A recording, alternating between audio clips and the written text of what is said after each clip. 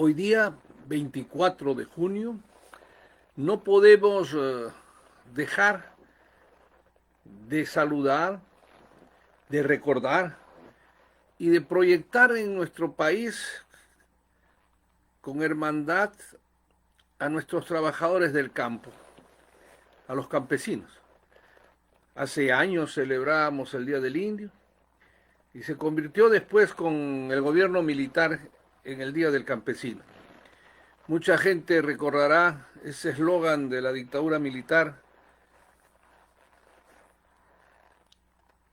ya no comerá el rico de tu pobreza, la tierra para el que la trabaja, que tiene antecedentes en la Revolución Mexicana, que terminó con la Constitución de Querétaro de 1917.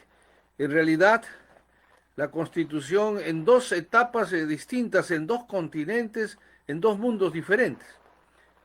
1917 en Rusia, la Revolución Bolchevique, que tomaba el poder y que constituía, en ese momento en que Lenin no estaba en Rusia, la esperanza de una acción democrática a través del Parlamento, pero que retornado Lenin se convirtió en el gobierno marxista-leninista, la dictadura del proletariado. La Revolución Mexicana, que hay que recordar a Benito Juárez, Madero, Pancho Villa, Zapata y todos estos revolucionarios, que con el tiempo grabaron esa expresión tan histórica de México, hermosa tierra, tan cerca de Dios y tan lejos del cielo, o al revés, tan cerca del cielo y tan lejos de Dios, ya ustedes se imaginan, por la cercanía con Estados Unidos.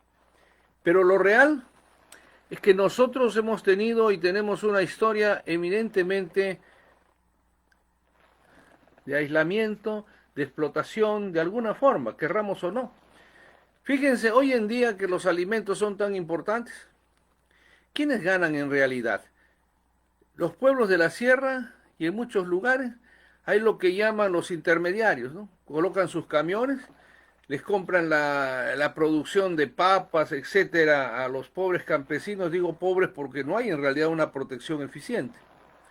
Lo que fueron las SAIS cahuides en la sierra están ahí, las cooperativas azucareras, o otras SAIS también, como en el Cusco, pero en verdad los trabajadores del campo, los campesinos, muchas veces han sido utilizados en campañas o en actitudes electorales, pero no correspondidos en una actitud que podría significar además garantizar el futuro de nuestra producción agrícola.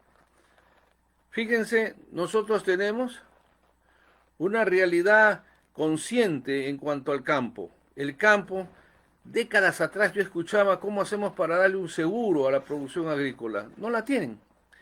Sin embargo, el campesino arriesga todo, pone todo, y al final el intermediario le compra su producción y la pone en precios bárbaros aquí.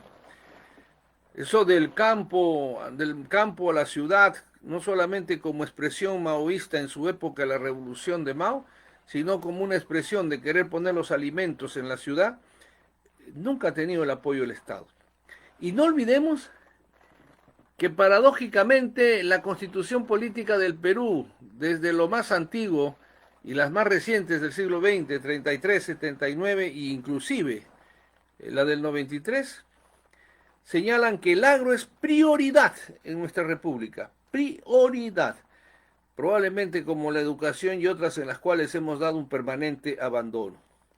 Por eso creo que esta pandemia incluso nos hace meditar en la necesidad de intercalar y acercarnos.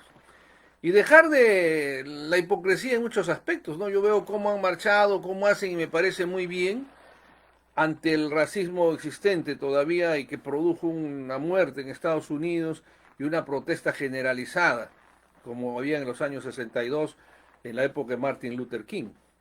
Pero nosotros tenemos que ser conscientes que aquí también actuamos en una actitud eminentemente racista en muchos aspectos, en considerar que asuman su responsabilidad. Y yo quiero por eso, mire, incluso hay sentencias, y vamos a decirlas, de los juzgados, del Tribunal Constitucional, que no son acorde a la prioridad del agro y que olvidan a las comunidades campesinas. En fin, eso va a ser materia de un comentario. Yo no me puedo despedir hoy en homenaje, además, a aclarar sencillamente para evitar confusiones las expresiones del presidente de la República en relación al artículo 70 de la Constitución. En advertencia a las clínicas, creo que ha dado 24, 48 horas, en algo que si ustedes recuerdan, lo dije desde el primer día. Pusimos comparaciones utilizando esto que llamamos la economía social de mercado en la Constitución, aún así, de 1993.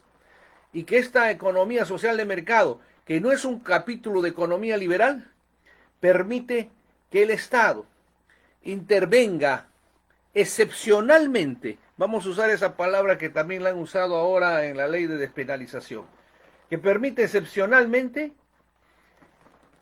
que el Estado intervenga para regular los abusos o las diferencias enormes de precios o de desatenciones para efectos de que no se produzca un abismo entre lo que es seguramente la libertad de mercado, la competencia libre y el abuso, el atropello y el enriquecimiento ilícito, sobre todo en épocas terribles como la que estamos viviendo. Entonces yo creo que el presidente, no sé si lo han orientado bien, porque el artículo 70 se trata de expropiaciones, así como se expropiaron los terrenos, las historias que ha habido en el país y en otros lugares. Creo que esa no es su impresión y quizás puede corregirla.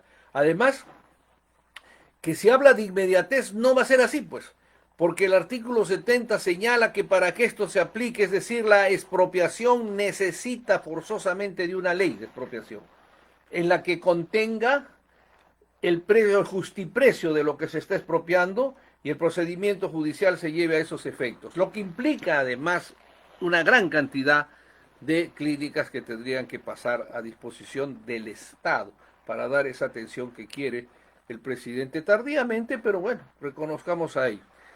Podríamos decir con buen humor cuánto bien hubiera hecho si hubiera construido los 48 hospitales, creo que prometió el 2019. Pero me despido en esta interpretación porque considero que demoraría y no es seguro que pudiera realizar ello. Yo creo que se ha referido a lo que hemos hablado tantas veces, que dentro del capítulo de la economía social de mercado pueda intervenir para poner orden en ello, pero creo fundamentalmente que de repente el Congreso, y debe hacerlo así, por insistencia, apruebe una ley de salud, pero independientemente de ello tiene que haber entendimiento en nuestro país, por Dios. El gobierno que es político debe tratar de convencer a las clínicas de esta situación para que puedan alternar los precios que sean asequibles y se acabe el abuso, como también debe acabar en el tema de las farmacias, etcétera. No quiero extenderme. El viernes ampliaremos quizás esto y coordinaremos las presentaciones que pueda tener. Pero lo fundamental, mis queridos amigos, es que no se engañe más con el dolor del pueblo, no se haga demagogia y se exprese con sinceridad, con amor al país, con amor al pueblo, las medidas que tengan que realizarse. Porque para terminar diría, ¿quién va a controlar si el Estado interviene? Es decir, ¿quién va a decir que usted vaya a la clínica Delgado y quién se quede en el Hospital 2 de Mayo? Que es una maravilla, sin duda histórica, pero en cuanto a la atención y los beneficios. En fin, mis queridos amigos, Dios salve a la patria, Dios nos ayude y nosotros empecemos a reaccionar porque no somos un cementerio. No a la impunidad. Es el mensaje que debemos poner en todo lado. Y me olvidaba decirle, cualquier presidente ha hablado que estamos en una guerra. En la guerra, señor presidente, a los corruptos los eliminan ahí, los fusilan. En la guerra, los traidores son fusilados. En la guerra, quienes saquean o aprovechan de las cosas de los muertos, ahí son ejecutados. No queremos a tanto, pero queremos también que los corruptos respondan por lo que están haciendo. Muchas gracias y hasta pronto.